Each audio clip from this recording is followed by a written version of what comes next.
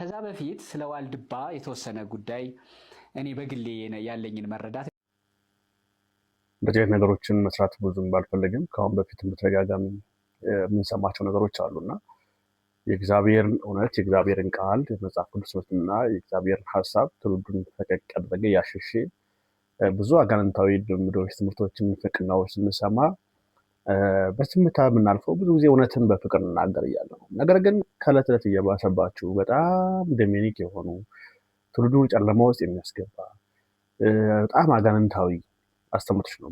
ቅርብ ጊዜ ያው እሸቱ እዛው ገዳም ድረስ ሄዶ የሰራውን ሳይታችኋል። አሁን ደግሞ ተክለ ሃይማኖትም እነዚህ ሶስት አባቶች አመጡ ያስቀምጡና በ480 ከእንደዚህ ቦታ መጡ ክርስቶስ በአካል መጡ እንዲህ አስተምሮን ቃል ኪዳን ገብቶልን ያላችሁ የምታወሩት ነገር ትውልድ ማንበብ የጀመረ ሰዓት ጠይቃቸዋል።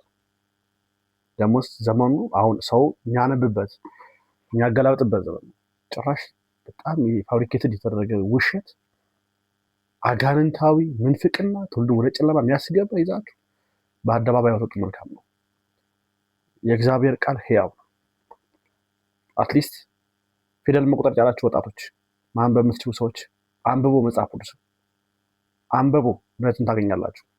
የእግዚአብሔር ቃል ሲናገር እውነትን ታውቃላችሁ፣ እውነትን ማረን ትወጣችኋላችሁ። አርነት የሚወጣው እውቀት ነው።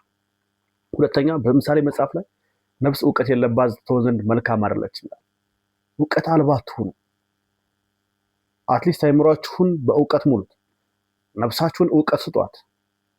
ለእናንተ ለካህኖች በሆሴዕ መጽሐፍ እግዚአብሔር አምላክ እንደተናገረው ሕዝቤ እውቀት ከማጣቱ የተነሳ ጠፍቷል ካለ ወዲያ እናንተም ካህኑ እውቀትን ጠልተሃልና እኔም አንተን ጠልሃለሁ ይላል። የአምላክን የእግዚአብሔርን ሕግ አልፈለክምና ዘርህን ረሳለሁ ይላል። የርግማን ቃል በልጅህ ላይ የርግማን ቃል በቤት ላይ ይመጣል፣ በትውልድ ላይ ይመጣል። እወቁ፣ አንብቡ፣ አዲስ አንብቡ። የተማራችሁ ወጣቶች አንብቡ። እንደዚህ የተረሰሰሙ ተጸየፉት። ኃጢአት ነው። በእግዚአብሔር ላይ የሚደረግ ብልግና ነው። የሚዋሽ ውሸት ነው። አይደለም ዋልድባ ወይም የትም ገዳም ስልክ አለ። በክርስቶስ ኢየሱስ ካልሆነ በስተቀር መዳኛ መንገድ የለህም። የትም ቦታ ብትሄድ ጉልበት ይላጣል፣ አቅምን ታጣለህ፣ ገንዘብ ታጣለህ እንጂ ፋይናሊ ገሃነም ሳትገባለህ። በክርስቶስ ኢየሱስ ብቻ ነው የዘላለም ሕይወት የሚገኘው። በእርሱ ብቻ ነው መዳን የሚቻለው። በእርሱ ብቻ ነው መንግስተ ሰማያት መውረስ የሚቻለው።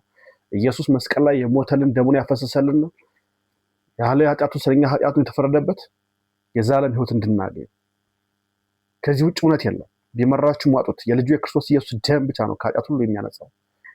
ውሃ ስለተረጨ አፈር ስለተቀባ ተራራ ስለወጣ ገደል ስለገባ የምትድንበት እውነት የለም። አንድ መዳኛ መንገድ ነው ያለው፣ እሱም ክርስቶስ ኢየሱስ ብቻ ነው። ስለ ሰው ልጆች ኃጢአት የሞተው ኢየሱስ ብቻ ነው።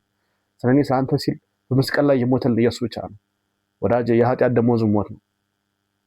ትሞታለህ። አትቀልድ። በዘመን ላይ ዘመኑ አልቋል። ኢየሱስ ክርስቶስ ሊመጣ በደጅ ነው።